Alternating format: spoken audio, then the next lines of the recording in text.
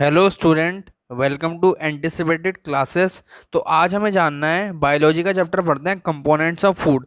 तो इसके बारे में जानेंगे आज, तो समझ लेते हैं इसको। Components of food. Food is one of the most basic requirements of life.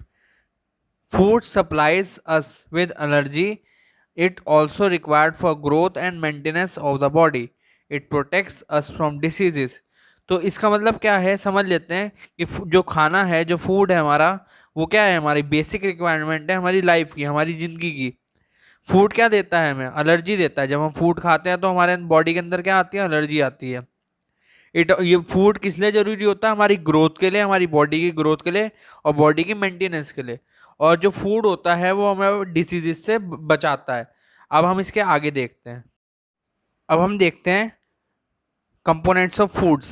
You eat many different kinds of food every day.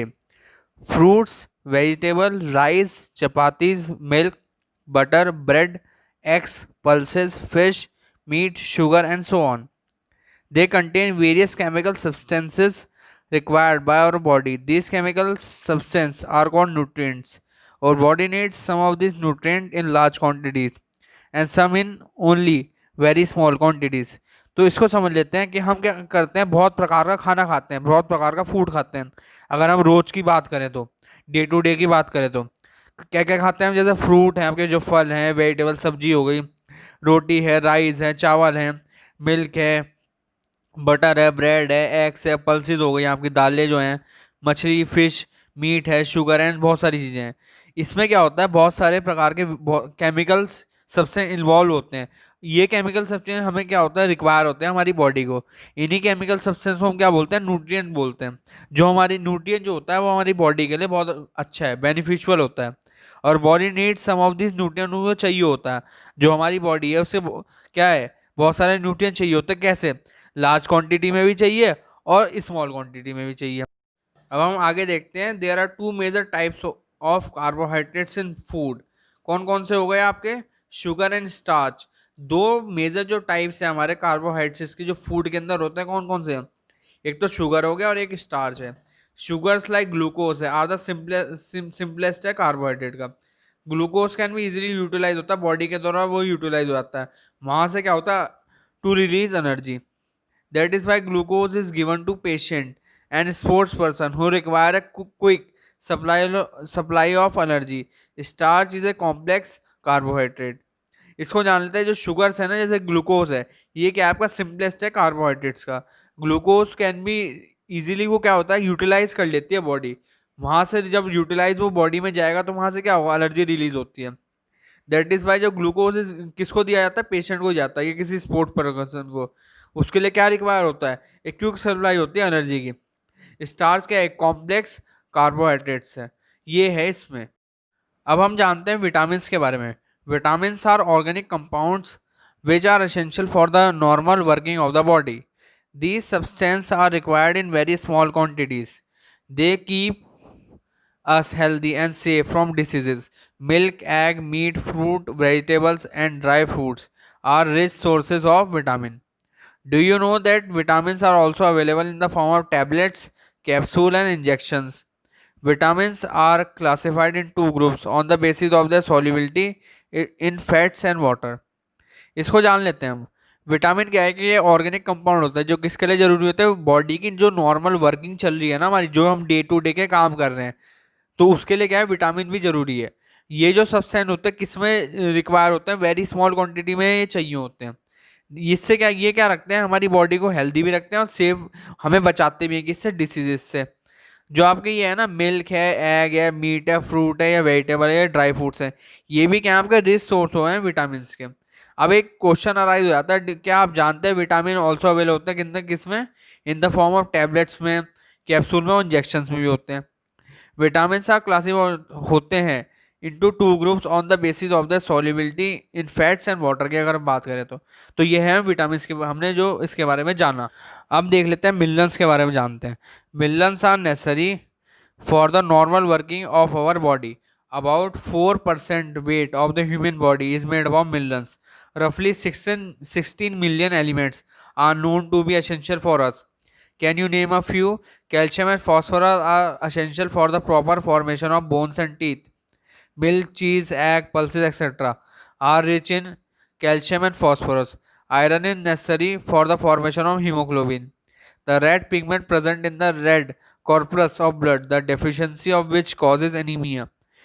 Green leaf vegetables, nuts, peas and liver are rich in iron. अब इसको समझ लेते हैं. Mineral किस लिए जरूरी होता है? बॉडी की नॉर्मल वर्किंग के लिए.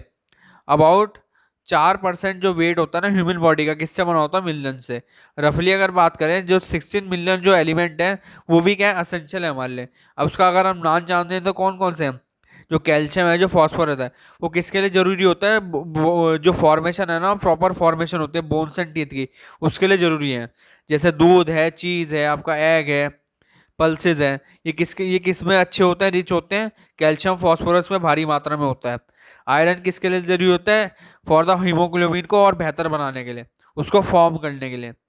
जो रेड हीमोग्लोबिन क्या है? ये रेड पिगमेंट जो होता है किसमें प्रेजेंट होता है? रेड कॉर्पुलस ऑफ ब्लड में होता है ये. और जो डेफिशिएंसी होती है ना, विच कॉजेज क्या लाता है? एनीमिया. अब जो ग्रीन लीफ वेजिटेबल्स हैं, नट्स है, पीज है, लीवर, ये भी किस में रिच होता है? आयरन के अंदर. तो ये हमने किसके बारे में पढ़ा? मिनरल्स के बारे में. अब हम जानते हैं फैट्स के बारे में. Fat is compose of carbon, hydrogen and oxygen. In fat oxygen content is much lower than that of carbohydrates. Fat is made of fatty acids and glycol. Like carbohydrates, fat is also an important source of energy. 1 gram of fat gives 9 kilocalories of energy. Thus, carbohydrates and fats are called energy giving foods. तो इसका समझ लेते हैं कि fat क्या है, किससे compose होता है? कार्बन से, हाइड्रोजन से एंड ऑक्सीजन से. और फैट में क्या होता है? ऑक्सीजन कंटेंट जो होता है वो कम होता है अगर हम किससे कंपैरिजन करें? कार्बोहाइड्रेट से. फैट किससे बना होता है? फैटी एसिड से या ग्लाइकोल से. लाइक कार्बोहाइड्रेट की तरह फैट भी क्या है? इंपॉर्टेंट सोर्स ऑफ एनर्जी है. मतलब फैट लेना भी उतना ही जरूरी है जितना कार्बोहाइड्रेट. 1 ग्राम जो है ना फैट का, कितना देता है? 9 किलो कैलोरीज देता है एनर्जी का. तो इस वजह से क्या है, जो कार्बोहाइड्रेट एंड फैट्स आर, इन्हें क्या बोला जाता है? एनर्जी गिविंग फूड्स हैं ये आपको एनर्जी प्रोवाइड कराते हैं. Fat can be store in the body for subsequent uses. This fat serves as a store houses of energy in the body. अब फैट क्या होता है? बॉडी के अंदर स्टोर होता है, जिससे हम क्या करते हैं? दिनचर्या के काम करते हैं. तो fat serve as a store के रूप में काम करता है. ये हाउस ऑफ एनर्जी है इन द बॉडी के अगर बात करें तो ये है इस फैट्स के अंदर. अब हम जानते हैं प्रोटीन्स के बारे में. Proteins are made up of small units called amino acids. Each unit of an amino acids contains carbon, hydrogen, oxygen and nitrogen. Sulfur and phosphorus are also present in certain amino acids. इसमें जान लेते हैं जो proteins हैं ये किससे आपके बने होते हैं? स्मॉल यूनिट्स होते हैं, उन्हें बोलते हैं अमीनो एसिड्स. जो हर एक यूनिट होते हैं ना अमीनो एसिड की, क्या कंटेन करते हैं वो? उसमें कार्बन भी है, हाइड्रोजन भी होता है, ऑक्सीजन भी होता है, नाइट्रोजन भी होता है. और जो सल्फर है, जो फॉस्फोरस है, वो भी किसमें प्रेजेंट होता है? सर्टेन अमीनो एसिड के अंदर प्रेजेंट होता है वो. Proteins are needed for growth and repair of worn out tissues of our bodies. Food containing proteins are called bodybuilding foods like carbohydrates and fat. अब प्रोटीन किसके लिए जरूरी है? एक तो आपकी ग्रोथ के लिए, और जो आपके जो टिश्यू क्या हो जाता है? डैमेज हो जाता है ना, ठीक है, तो उसके लिए भी क्या होता है? उसकी रिपेयरमेंट के लिए भी क्या है? प्रोटीन की आवश्यकता होती है. फूड कंटेनिंग, जो फूड में प्रोटीन होता है उसे हम क्या बोलते हैं? बॉडी बिल्डिंग फूड बोलते हैं. जैसे कौन कौन से? Carbohydrate and fats. तो ये हमने पढ़ा प्रोटीन के अंदर. अब हम वाटर के बारे में जानते हैं, मतलब कि पानी. The human body contains about 70% water. Water perform the following in our body. First, it transport food material within the body. Second, it helps in the formation of urine and feces. Third, it regulates our body temperature. Fourth, it is an essential part of blood and digestive juices. इसको जान लेते हैं. जो human body है क्या contain करते हैं? 70% से ज़्यादा क्या है हमारे बॉडी में? वाटर है. वाटर क्या परफॉर्म कर सकता है? बहुत सारी चीज़ें परफॉर्म करता है हमारी बॉडी के अंदर. क्या करता है वो? ट्रांसपोर्ट करता है, फूड मटेरियल को ट्रांसपोर्ट करता है बॉडी के अंदर. किस में मदद करता है? In the formation of urine में एंड फेसिस में. और क्या रेगुलेट करता है? बॉडी का टेम्परेचर मेंटेन रखने में मदद करता है. और वाटर क्या है? एक असेंशियल पार्ट है ब्लड का, खून का अगर हम बात करें तो, और डाइजेस्टिव जूसेस का. तो ये हमने किस में पढ़ा? वाटर में पढ़ा हमने. अब हम आगे जानते हैं, excess loss of water is known as dehydration. In cases of dehydration, along with water, body also loses important minerals. It leads to headache, lack of alertness, l- lethargy, and in acute cases, many also cause death. तो जो अब इसको इसमें समझ लेते हैं, जो अगर जो पानी है अगर उसका एक्सेस लॉस हो रहा है आपका, तो उसे क्या वो क्या होगा फिर, ऐसे डिहाइड्रेशन की प्रॉब्लम हो जाती है। डिहाइड्रेशन की प्रॉब्लम में वो क्या होता है, अलॉन्ग विद वाटर के साथ body also loses important mineral जो होता है ना वो खो देती है वो। इससे क्या होता है फिर, सर में दर्द होता है, लैक ऑफ अलर्टनेस हो जाती है, एंड क्या होता है इन एक्यूट केसेस में कई कई बार जो इंसान होता है उसकी डेथ भी हो जाती है। तो ये है इसके बारे में। अब हम जानते हैं रफेज के बारे में। All the vegetable matter that we take in as part of our food cannot be digested. The fibrous parts of vegetable fruit, whole grains, pulses and cereals contain cellulose. Cellulose forms the fiber contained in food and is called roughage. Although it does not have nutritive value, yet it is necessary in our diet.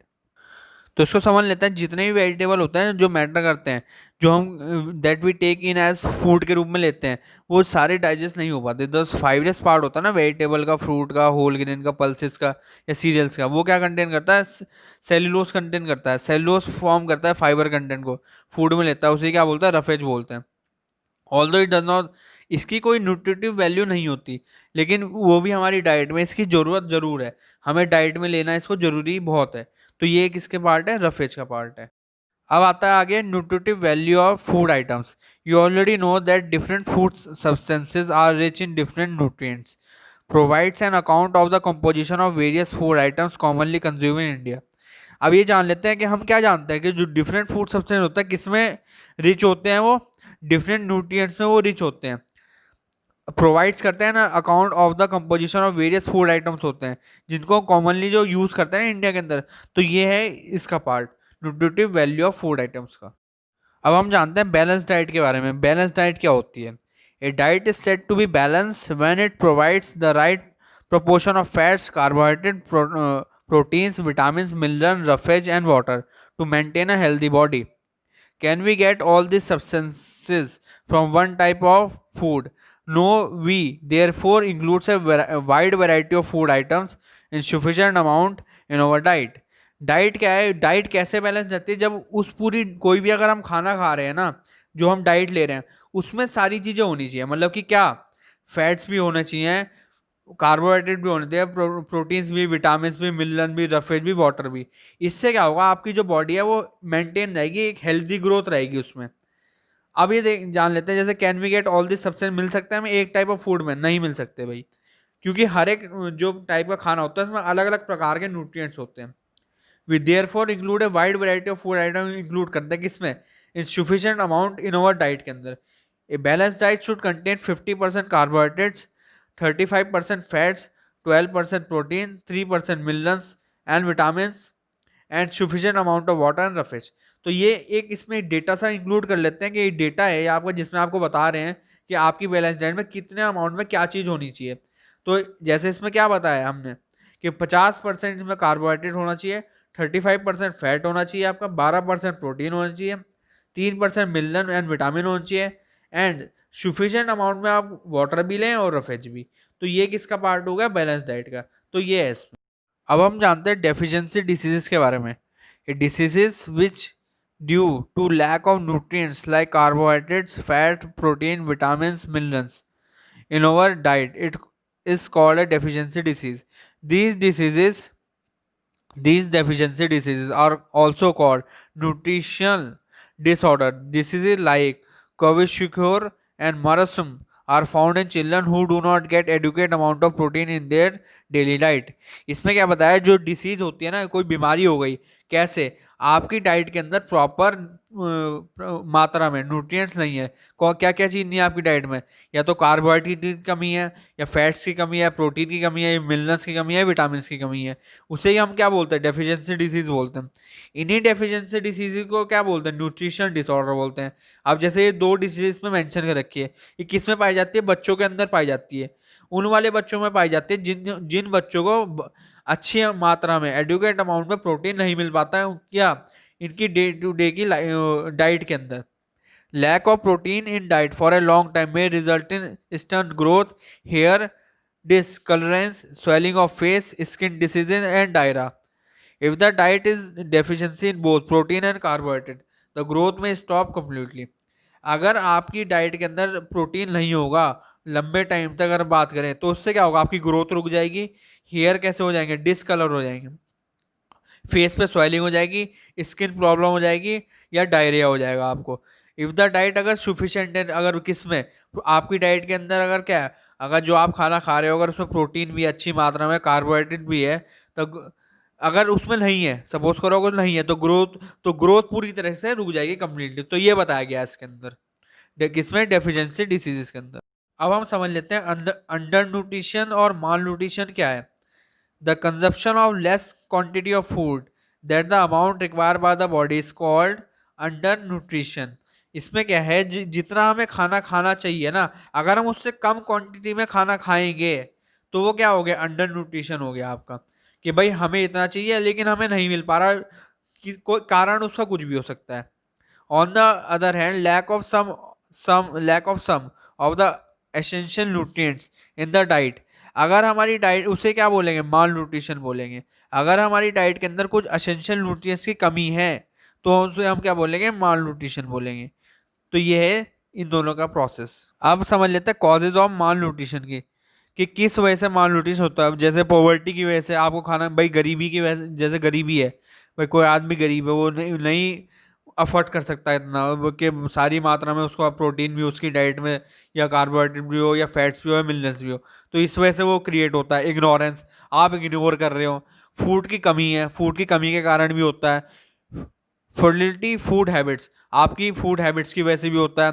Faulty food distribution के भी कारण है इसके, इसमें से क्या होता है, मॉल न्यूट्रिशन क्रिएट होता है आपका। तो ये बताया गया है इसके अंदर। अब हम आगे देखते हैं how to overcome deficiency in nutrients. पहला समझ लेते हैं, eat simple inexpensive foods. Large families belonging to low income groups should take inexpensive but wholesome food like groundnut, pulses, sato, and soybean. Banana and spinach have more nutrients than grapes and apples. Remember, one can eat a balanced diet without expensive food materials. तो इसका मतलब समझ लेते हैं कि जो बड़ी बड़ी फैमिलीज होती है, जो बिलोंग करते हैं किससे, लो इनकम ग्रुप से, शुभ वो क्या टेक करते हैं, इनएक्सपेंसिव बट होल फूड की। कौन कौन से, जैसे ग्राउंड नट है, पल्सेज है, सेटो है, या सोयाबीन है। बनाना जो स्पेनिच है आपका, इसमें ज़्यादा न्यूट्रिएंट होता है किससे, ग्रेप्स और एप्पल से। Remember, one can eat a balance diet, वो खा सकता है विदाउट एक्सपेंसिव फूड मटेरियल से, वो खा सकता है, सीधी सी बात, ये बताया गया है इसके अंदर। अब हम इसका सेकेंड पॉइंट जानते हैं, proper cooking. Many food items loses their food value by wasteful method of cooking or processing. For example, dry frying or prolonged heating leads to loss of nutrient and vitamins. Vitamin C get easily destroyed on heating. Keeping cut fruits and vegetables for longer period spoil their nutritive value. Repeated washing of rice and pulses as well as washing vegetables and fruit after cutting or peeling result in loss of nutrients.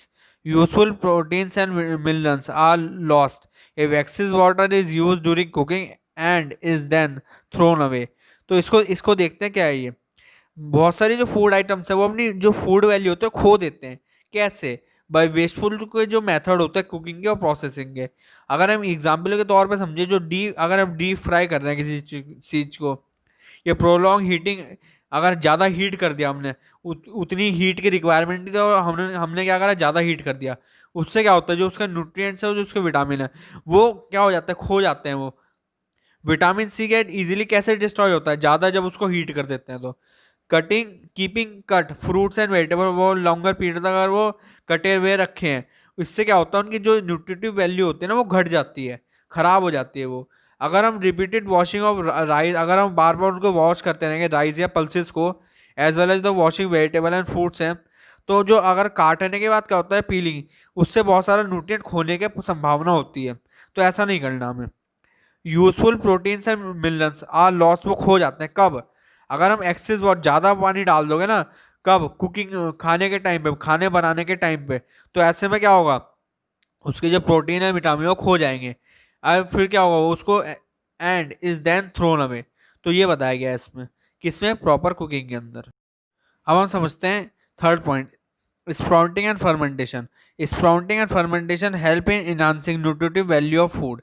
ये किसमें मदद करते हैं, जो enhance करने में, किसमें, nutritive जो वैल्यू होते हैं ना फूड की, उसको और बेहतर बनाने में। तो ये बताया गया है इसके अंदर। अब इसका फोर्थ पॉइंट जान लेते हैं, prevent wastage of food. Cook the amount of food that the family generally require for a meal. Second, store leftover food in refrigerator or in a cool, dry places. Store fruits and vegetables in refrigerator. Fourth, store cereals, pulses and spices in a clean, dry and airtight containers. तो क्या बताया गया है इसमें कि हमें क्या करना है, कुक, खाना को क्या करना है, कुक करना है।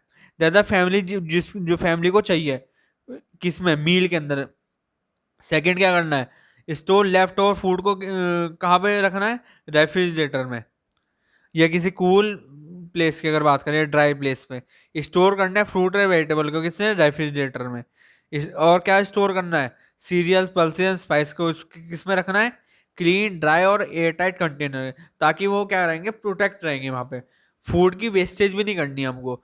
तो आई होप आपको ये सेशन पसंद आया हो, तो आप हमारी वीडियो को लाइक कर सकते हैं, सब्सक्राइब कर सकते हैं और शेयर भी कर सकते हैं अपनी फैमिली, फ्रेंड्स, रिलेटिव के साथ।